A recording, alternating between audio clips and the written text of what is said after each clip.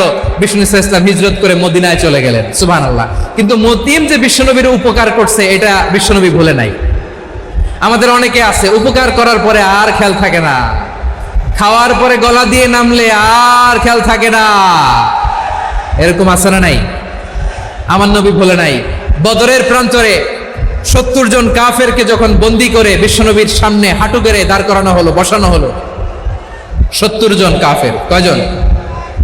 বিশ্বনবী তাদের দিকে তাকিয়ে বললেন, সহিহ বুখারীর বর্ণনা, লাউ কানাল মুতঈম ইবনে আদি হাইয়ান সুম্মা কাল্লামানি হাউলাইন নাতনা লা তারাকতুহুম লাহু। বদরের প্রান্তরে 70 জন বন্দী কাফিরের দিকে তাকিয়ে আমার নবী বললেন, আজকে মুতঈম ইবনে আদি যদি বেঁচে থাকতো আর তোমাদের 70 জনের ব্যাপারে যদি মুতঈম এক বাক্যে একটা সুপারিশ করত, তার সম্মানে আজকে তোদের সবাইকে আমি মাফ করে দিতাম। সুবহানাল্লাহ। নাই ওই যে চিল্লাচিল্লি যে কথা বোঝে নাই, কোন জিনিস মিস করছে ওরা নিজেরাও বোঝে নাই। বিশ্বনবী মুতঈমের এই সাহায্যের কথা বলে নাই। 70 জন মুশরিক হাঁটু গেড়ে বসা, নবী চাইলে এখনই এক্সিকিউশন অর্ডার দিতে পারে। তিনি বললেন, আজকে যদি মুতঈম বেঁচে থাকতো আর মুতঈম যদি তোদের জন্য সুপারিশ করতে, এই আবর্জনাগুলোর ব্যাপারে সুপারিশ করতে, আমি মুহূর্তেই তোদেরকে এমনি মাফ করে দিতাম। এবার বলেন, ইসলাম কি ন্যারো মাইন্ডেড না ব্রড মাইন্ডেড? শুধু তাই নয়, যাকে যে সম্মান দেয়ার আমার নবী দিতেন, হোক আস্তিক হোক নাস্তিক, হোক মুসলিম হোক অমুসলিম। বিষ্ণু ইসলাম যখন রোমান সম্রাটের কাছে চিঠি লিখেছেন, আমার প্রিয় লালমনির হাটের ভাইরা, অল্প কয়েক মিনিট কয়েকটা জরুরি কথা বলবো, এদিকে তাকান, এদিকে তাকান। রোমান সম্রাটের কাছে বিশ্বনবী যখন চিঠি লিখলেন মিন মুহাম্মদ রাসূলিল্লাহ ইলা হিরাকলা আযীমের রোম। মুহাম্মদের পক্ষ থেকে হিরাক্লিয়াসের কাছে, যিনি হচ্ছেন আযীমের রোম। এটা নবী নিজ থেকে বানায় লিখছেন, অতিরিক্ত সম্মান দিয়ে। কোন রাষ্ট্রপ্রধান যখন আসে তাদেরকে আমরা কি বলি জানেন? তার নামের শেষে HE এটা লিখতে হয়, H.E. মানে হিজ এক্সেলেন্সি। কি লেখে? হিজ এক্সেলেন্টি, অথবা ইউর হাইনেস, ইউর ম্যাজেস্টি। দেখেন, বিশ্বনবী সাল্লাল্লাহু আলাইহি ওয়াসাল্লাম সব নবীদেরও নবী। তিনি একজন মুশরিক খ্রিস্টান সম্রাট, রোমান সম্রাটের কাছে চিঠি লিখতে যেয়ে লিখতেছে, ইলা হিরাকলা আযীমের রোম। হিরাক্লিয়াসের কাছে আমার চিঠি, যিনি রোমের আযীম, হিজ হাইনেস, মানে রোমের অনেক সম্মানিত এক বাহাদুর। আওয়াজ করে বলেন সুবহানাল্লাহ। তার মানে যাকে যে সম্মান দেয়ার এটা বিশ্বনবী দিতেন। এমনকি যে ইহুদিরা ভালো ছিল, এই ইহুদিদেরও প্রশংসা করেছেন বিশ্বনবী মুহাম্মদুর রাসূলুল্লাহ সাল্লাল্লাহু আলাইহি ওয়াসাল্লাম। এক ইহুদির প্রশংসা করেছেন বিশ্বনবী। ইহুদির কার? আমি তো আমার ভাইয়ের প্রশংসা করি না, আমি তো এক আলেম আরেক আলেমরে স্পেস দেই না, আমি তো এক দায়ী আরেক দায়ীর সাথে বসতে চাই না। আমার নবী ইহুদির প্রশংসা করে। কার প্রশংসা? ওই ইহুদির নাম ছিল মুখাইরেক। সিরাত গ্রন্থ ঘাটলে পাবেন। তিনি বলেছেন, মুখাইরেক খাইরু ইয়াহুদ, মুখাইরেক is the best of the Jews. জুইসদের মধ্যে সে সবচেয়ে ভালো। কেন প্রশংসা করলেন তার? এর কারণ মদিনা চার্টারে কথা ছিল সব ধর্মের মুসলিম, মুশরিক, ইহুদিরা মিলে মদিনাকে রক্ষা করবে। কিন্তু 3য় হিজরিতে যখন উহুদের যুদ্ধ শুরু হলো, সবার কথা ছিল যেই আক্রমণ করে আমরা মদিনাকে বাঁচাবো। কোন শহরকে বাঁচাবো? মদিনাকে। কিন্তু কুরাইশরা যখন অ্যাটাক করলো, ইহুদিরা আর আসে না, ইহুদিরা আর বেরোয় না। বিষ্ণু বললেন, ওহে ইহুদিরা, তোমরা না চুক্তি করলে আমার সাথে যে মদিনা বাঁচাতে সবাই ঝাঁপিয়ে পড়বো, আসো। একটা ইহুদিও বেরোয় না, কেউ আসে না সেদিন, একজন ছাড়া। তার নাম মুখাইরেক। তার নাম কি? মুখাইরেক বাহাদুরের মতো ঘোড়সাওয়ার হয়ে বেরিয়ে গেলেন এবং বললেন, গোটা ইহুদি সাম্রাজ্যের একজনও যদি না আসে, আমি মুখাইরেককে কেউ ঘরে আটকে রাখতে পারবে না। বেরিয়ে আসলেন, এসে বললেন, আমি মুহাম্মদের পক্ষে যুদ্ধ করব। আমি মারা গেলে আমার সম্পদ আমার উত্তরাধিকারীরা পাবে না, আমার সম্পদ তোমরা মুহাম্মদকে দিয়ে দিবা। সুবহানাল্লাহ বলেন। উহুদের ময়দানে 70 জন মুসলমান শহীদ হলো। এই ইহুদি, সেও মুসলমানের পক্ষে যুদ্ধ করে নিহত হলো। সুবহানাল্লাহ বলেন। মুসলিমদের লাশ যখন নিয়ে আসা হলো, এই মুখাইরিকের লাশও নিয়ে আসা হলো। মুসলিমদের লাশের পাশে মুখাইরিকের লাশ দেখে বিশ্বনবী মুখাইরিকের প্রতি অনেক খুশি হলেন। আর বিশ্বনবী খুশি হয়ে বললেন, মুখাইরিক খায়রু ইয়াহুদ, মুখাইরিক, যদিও তুমি ইহুদি, তারপরে তুমি সব ইহুদিদের মধ্যে সেরা ইহুদি। পড়েন সুবহানাল্লাহ। আমার নবী ইহুদিকেও সম্মান দিতে কার্পণ্য করে নাই। আওয়াজ করে বলেন আল্লাহু আকবার। প্রিয় ভাইরা, এবার সর্বশেষ আওয়াজ করে বলেন, ইসলাম কি ন্যারো মাইন্ডেড নাকি ব্রড মাইন্ডেড? সবাই বলেন, ন্যারো মাইন্ডেড না ব্রড মাইন্ডেড? এজন্য অমুসলিম হইলেই তারা আমাদের শত্রু নয়। শত্রু কারা? এই লালমনিরহাটের ভাইয়েরা শোনেন, শত্রু কারা?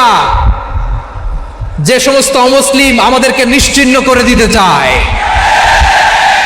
যে সমস্ত অমুসলিম আমাদের ভূখণ্ড থেকে আমাদেরকে তাড়িয়ে দিতে চায়, যে সমস্ত অমুসলিম আমার ধর্ম নিয়ে তুচ্ছতাচ্ছিল্য করে চিল্লায় বলেন ঠিক কিনা, তারা আমাদের শত্রু। সাধারণ অমুসলিমরা আমার শত্রু নয়। এই যে হিন্দুরা থাকে, এরা আমার ভাই, বৌদ্ধরা আমার ভাই, খ্রিস্টানরা আমার ভাই, ইহুদিরা আমার ভাই। তারা দিনই ভাই নয়, তারা মায়ের পেটের ভাই নয়, তারা মানবিক দিক থেকে ভাই। ও মানুষ, আমিও মানুষ। ইসলাম মানুষকে সম্মান করে, চিল্লায় বলো ঠিক কিনা। যারা আমাদের অস্তিত্বকে নিশ্চিহ্ন করতে চায়, যারা আমাদের ভূখণ্ডকে দখল করতে চায়, যারা আমাদেরকে নিয়ে মকারি করে, ফান করে, টিটকারি করে, আমার ধর্ম নিয়ে খেলা করে, তাচ্ছিল্য করে, ওদের বিরুদ্ধে আমাদের জিহাদ। সাধারণ মুসলিম আমাদের শত্রু নয়। আপনি জানেন নিউ ইয়র্কে, আমি তো নিউ ইয়র্কে ছিলাম অনেকদিন, ওখানে ফিলিস্তিনিদের পক্ষে যখন আমরা মিছিল করেছি, অনেক ইহুদি আমাদের সাথে মিছিলে দাঁড়িয়েছে। কারণ ওরাও জানে এই ভূখণ্ড ফিলিস্তিনিদের ভূখণ্ড। আওয়াজ করে বলো লালমনিরহাট ঠিক কিনা। ইসরায়েলের রাজধানী খোদ তেল আবিবে অনেক ইহুদিরা বেঞ্জামিন নেতানিয়াহু তার বিরুদ্ধে মিছিল করেছে। তো তারা কি আমাদের শত্রু? না। অনেক খ্রিস্টান আমাদের সাথে আমাদের স্বার্থ রক্ষায় আমাদের পাশে দাঁড়িয়েছে। খেয়াল রাখবেন, হিন্দু আর হিন্দুত্ববাদ এক নয়, ইহুদি ধর্ম আর জায়নিজম এক নয়। জায়নিজমের বিরুদ্ধে আমাদের সংগ্রাম, আমাদের জেহাদ, চিল্লায় বলেন ঠিক কিনা। এই যে ফিলিস্তিনের ভাইরা, তারা তাদের স্বাধীনতা সংগ্রামের জন্য লড়াই করছে, করে যাচ্ছে, আমরা এটাকে সমর্থন জানাই, চিল্লায় বলেন ঠিক কিনা। কাশ্মীরের ভাইরা স্বাধীনতার জন্য সংগ্রাম করছে, আমরা সেই সংগ্রামকে সমর্থন জানাই, আওয়াজ করে বলো ঠিক কিনা। যারাই আমাদের ইসলামকে নিশ্চিহ্ন করতে চায়, তাদের বিরুদ্ধে আমাদের সংগ্রাম, আওয়াজ করে বলতে হবে ঠিক কিনা। ওই সমস্ত দুর্বৃত্তদের সাথে আমাদের কোনো সম্পর্ক নাই। আমরা যদি ঐক্যবদ্ধ থাকতে পারি, ওই দুর্বৃত্তরা চান্স পায় না। আমরা ঐক্যবদ্ধ থাকতে রাজি আছি। লালমনিরহাটের ভাইয়েরা, আমরা ঐক্যবদ্ধ থাকলে ওই দুর্বৃত্তদের কালো হাত ভেঙে দিতে আমাদের সময় লাগবে না। তাদের কালো হাত ভেঙে দিতে রাজি আছে মুসলমান? কারা কারা রাজি? দু হাত তুলে দেখাও।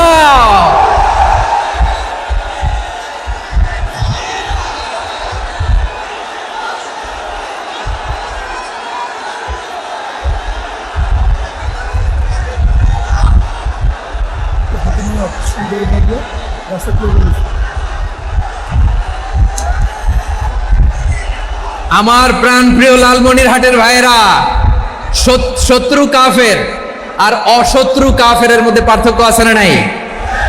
আবু তালেবও মুশরিক, আবু জাহেলও মুশরিক, কিন্তু দুই মুশরিকে পার্থক্য আছে না নাই? আবু তালেব নবীর চাচা, মুশরিক, মারা গিয়েছে মুশরিক অবস্থায়, কিন্তু আজীবন আমার নবীকে আগলে রেখেছে, আমার নবীকে সাপোর্ট করেছে, ভালোবেসেছে। আবু জাহেলও মুশরিক, মারা গিয়েছে মুশরিক হিসেবে, আজীবন আমার নবীর বিরুদ্ধাচারণ করেছে। আবু জাহেলের শক্তি, সামর্থ্য, স্ট্র্যাটেজি, প্ল্যান সব আমার নবীর বিরুদ্ধে ছিল। আবু জাহেলের কারণে একটা দিন শান্তিতে আমার নবী মক্কায় ঘুমাতে পারে নাই, চিল্লায় বলেন ঠিক কিনা। এজন্য রব্বুল আলামিন বলেন, লা ইয়ানহাকুমুল্লাহু আনিল্লাযীনা লাম ইউকাতিলুকুম ফিদ-দীনি ওয়া লাম ইখরিজুকুম মিন দিয়ারিকুম আন তাবাররুহুম ওয়া তুকসিতু ইলাইহিম ইন্নাল্লাহা ইউহিব্বুল মুকসিতিন।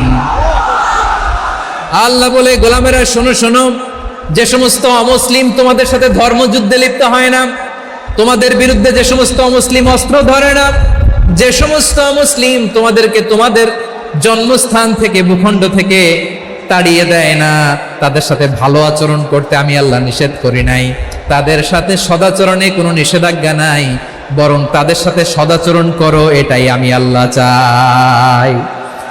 তাহলে আমার যে অমুসলিমরা আমাদের সাথে শত্রুতা করে না, তুচ্ছতাচ্ছিল্য করে না, আমাদের ভূমি থেকে আমাদেরকে উচ্ছেদ করতে চায় না, আমাদের বিরুদ্ধে অস্ত্র ধরে না, ওই অমুসলিম ভাইদের সাথে আমাদের কোনো দ্বন্দ্ব আছে? কোনো বিরোধ আছে? বরং আছে ভালোবাসা। বরং আছে কি? এই ভালোবাসা দিয়ে আমরা বিশ্ব জয় করব। রাজি আছো মুসলমান? আমাদের পুঁজি ভালোবাসা। আমাদের পুঁজি কি?